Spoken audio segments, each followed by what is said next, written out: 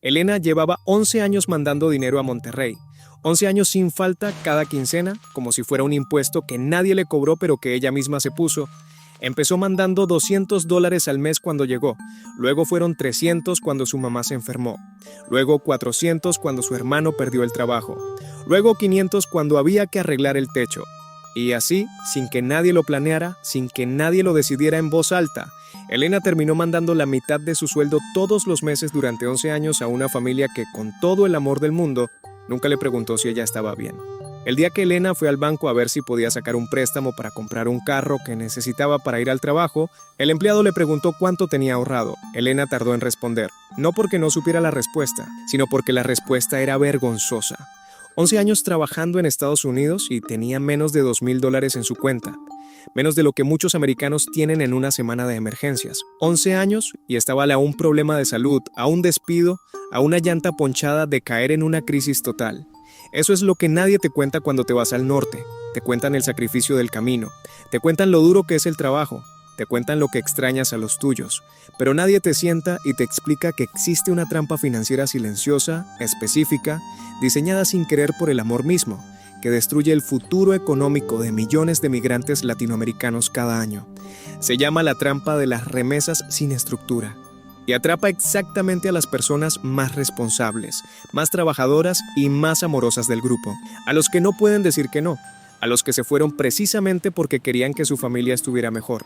Para entender por qué esta trampa es tan poderosa, hay que entender los números reales. En 2023, los migrantes latinoamericanos enviaron a sus países de origen más de $150,000 millones en remesas. 150,000 millones. Es más dinero que toda la ayuda exterior que Estados Unidos da al mundo entero. Es más que la inversión extranjera directa que recibe América Latina. Las remesas son, en muchos países, el motor económico más importante que existe. En El Salvador representan casi el 25% del PIB nacional. En Honduras, más del 20%. En Guatemala, casi el 18%. Esos países literalmente funcionan gracias al dinero que la gente como Elena manda cada quincena, desde un apartamento pequeño en Charlotte, en Houston, ahí en Chicago, en Los Ángeles. Y mientras eso pasa, mientras esos países reciben ese flujo masivo de dinero, la situación financiera personal de los que mandan ese dinero es, en muchos casos, catastrófica. Un estudio del Pew Research Center encontró que el migrante latinoamericano promedio en Estados Unidos tiene un patrimonio neto, es decir, todo lo que posee menos todo lo que debe, significativamente más bajo que cualquier otro grupo demográfico en el país, incluyendo afroamericanos y nativos americanos, que históricamente han enfrentado discriminación sistémica brutal. El migrante latino trabaja, en muchos casos, más horas que cualquiera, y termina con menos que casi todos. ¿Por qué? Porque manda el dinero afuera antes de construir nada adentro, porque ayuda a otros antes de ayudarse a sí mismo, porque la cultura del sacrificio migrante ves que es real y que tiene raíces legítimas y profundas. Nunca viene acompañada de una instrucción de uso. Nadie le dice al que se va: puedes ayudar a tu familia y construir tu futuro al mismo tiempo, pero solo si lo haces con un método. Sin método, uno de los dos va a colapsar. Y casi siempre es tu futuro el que pierde. Elena no sabía esto. Nadie se lo dijo. Y su familia tampoco lo sabía porque desde su perspectiva lo que veían era que Elena estaba en Estados Unidos, ganaba en dólares y eso significaba que tenía de sobra. Lo que no veían era el costo real de vivir allá. No veían la renta de $800 por un cuarto en una casa compartida. No veían el seguro del carro, la gasolina, el seguro médico que le descontaban del cheque, la ropa para el trabajo, la comida que compraba en la tienda más barata del barrio para no gastar. No veían que después de todo eso, Elena tenía quizás $300 o $400 de margen antes de las remesas, y ella mandaba 500. Eso significa que Elena estaba operando en déficit, que cubría la diferencia con su tarjeta de crédito, que pagaba mínimos, que los intereses se acumulaban, que 11 años de amor incondicional la habían convertido, sin que nadie quisiera hacerle daño, en alguien financieramente destruida en el país donde supuestamente había ido a prosperar. Hay un concepto que los asesores financieros que trabajan con comunidades migrantes usan constantemente y que la mayoría de los migrantes nunca ha escuchado. Se llama el principio del oxígeno. Es exactamente lo que las azafatas explican antes de cada vuelo. En caso de emergencia, primero ponte tu mascarilla de oxígeno y luego ayuda a los demás. No porque seas egoísta, sino porque si tú te quedas sin oxígeno no puedes ayudar a nadie. Caes, y si caes, todos caen contigo. En las finanzas del migrante, ese principio es literal. Si mandas todo antes de construir tu colchón de emergencia, tu fondo de retiro, tu historial de crédito, tus activos mínimos, el día que tengas un problema serio, no solo te hundirás tú, te hundirás justo cuando tu familia más te necesita. Y esa familia que dependía de ti se quedará sin el apoyo precisamente en el peor momento posible. Entonces, la pregunta real no es si ayudar o no ayudar. Esa pregunta es falsa y nadie con familia de verdad puede responderla con un no. La pregunta real es cómo estructurar esa ayuda para que no te destruya. Y eso tiene una respuesta concreta, práctica, que no requiere ganar más dinero, sino distribuir diferente lo que ya se gana.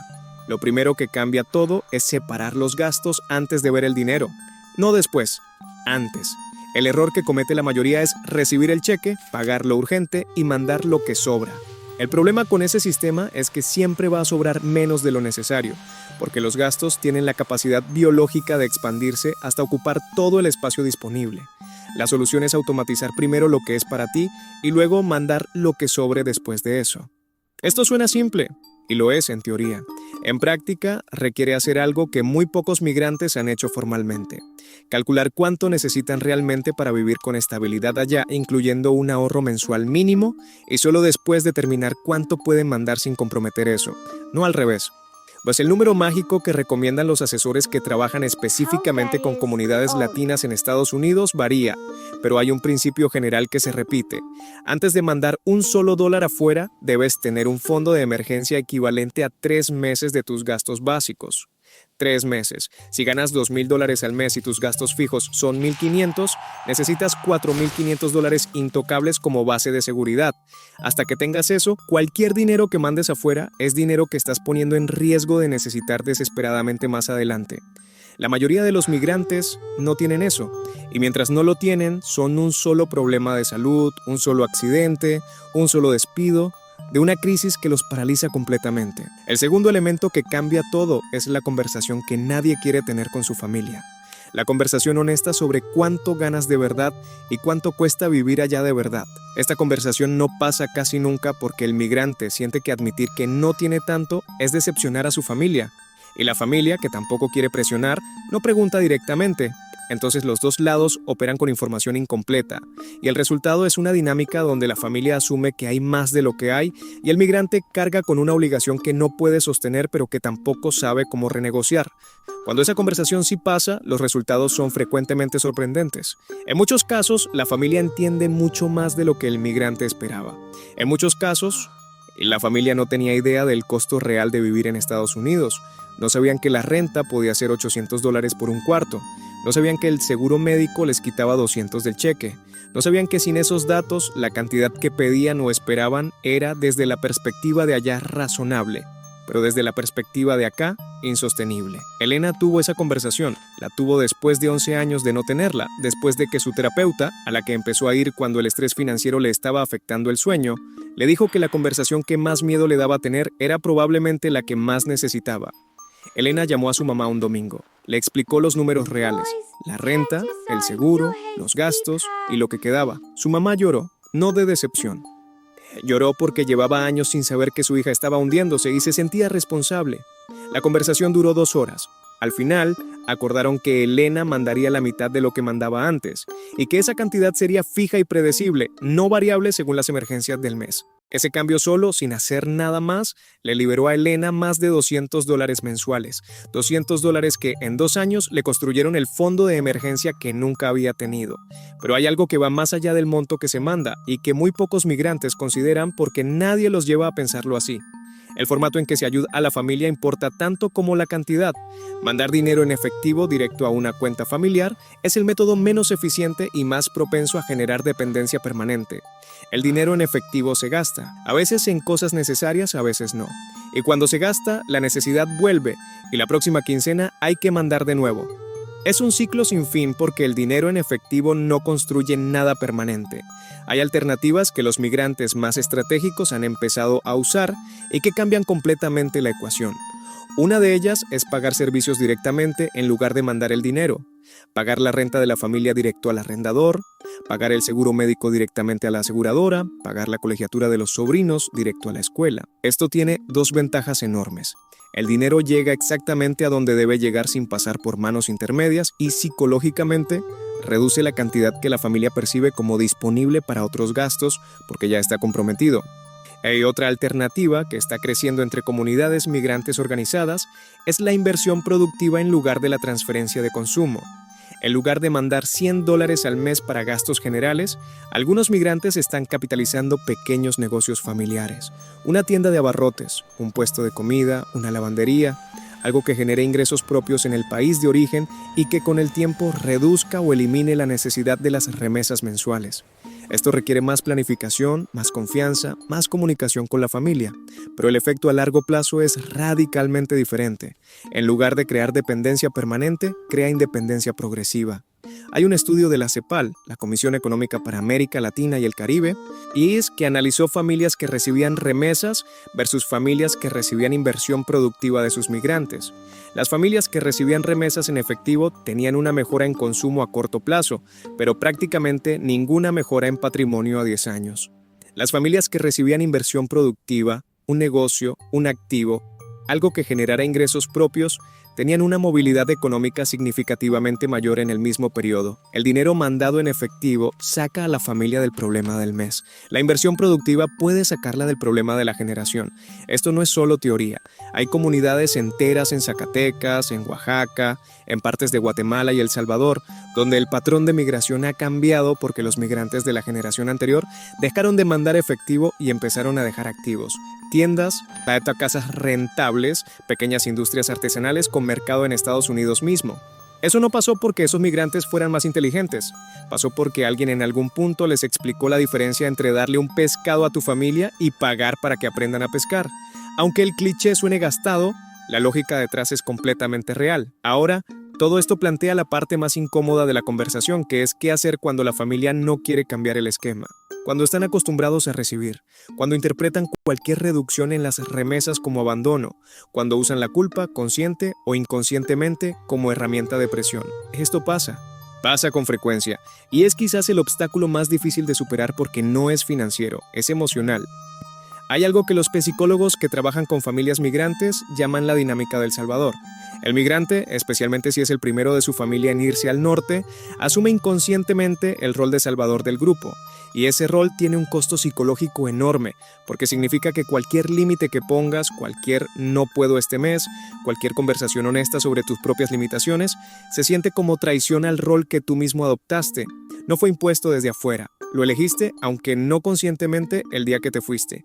Salir de ese rol requiere algo que va más allá del método financiero, requiere redefinir qué significa ser un buen hijo, un buen hermano, un buen tío cuando vives en otro país, y la respuesta que cada vez más migrantes están llegando a por sí mismos después de años de agotamiento, sí es esta: un buen hijo arruinado no puede ayudar a nadie.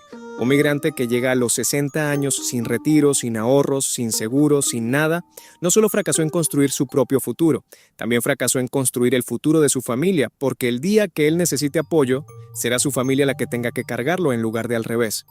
Esa es la conversación que Elena está teniendo consigo misma ahora. Tiene 43 años, lleva 12 en Estados Unidos, y por primera vez en 12 años está haciendo algo que nunca se había permitido: ahorrar para su retiro.